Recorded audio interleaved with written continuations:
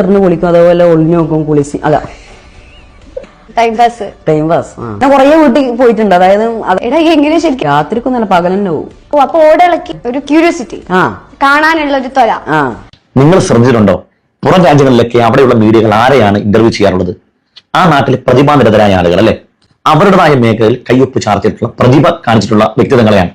നമ്മുടെ നാട്ടിൽ എങ്ങനെയായിരിക്കും? പ്രത്യേകിച്ച് മില്യൺ കണക്കിന് ഫോളോവർ ഉള്ള ഒരു ചാനല് ഈ ഇന്റർവ്യൂ ചെയ്യുന്ന ആള് ഏതെങ്കിലും രീതിയിൽ ഇൻഫ്ലുവൻസ് ചെയ്ത ആളാണോ, സമൂഹത്തിന് ഏതെങ്കിലും നന്മ ചെയ്തിട്ടുള്ള ആളാണോ, പുതിയ വരുന്ന തലമുറയ്ക്ക് എന്തെങ്കിലും നല്ല മെസ്സേജ് കൊടുത്തിട്ടുള്ള ആളാണോ? നമ്മളെ നാട്ടിലുള്ള മീഡിയകൾ ഇന്റർവ്യൂ ചെയ്യുന്നത് ഏത് തരത്തിലുള്ള ആളുകളെയാണ്? കാറിലെ ചുവപ്പ് മാറുന്നതിന് മുമ്പ് വീട്ടുകാരെ പറ്റിച്ച് ഒളിച്ചോടി കല്യാണം കഴിച്ച കവിതാക്കൾ, സ്വന്തം ഭാര്യ അല്പവസ്ത്രം ധരിച്ച് കിടന്നിറങ്ങുമ്പോൾ അതുവരെ ഷൂട്ട് ചെയ്ത് സോഷ്യൽ മീഡിയയിൽ ഇട്ട് ആ യൂട്യൂബ് വരുമാനം കൊണ്ട് കാറും ബസ്സും മേടിക്കുന്ന ആളുകൾ, വാ തുറന്നാൽ അശ്ലീലം പച്ചത്തെറി മാത്രം പറയുന്ന ചില ആളുകൾ, എന്തിനേറെ സ്വന്തം അടിവസ്ത്രത്തിനുള്ളിലേക്ക് ഭക്ഷണം വാരിയിടുന്ന ആളുകൾ വരെയാണ് ഇവരെ സംബന്ധിച്ചുള്ള ഇൻഫ്ലുവൻസ് ആയ ആളുകൾ.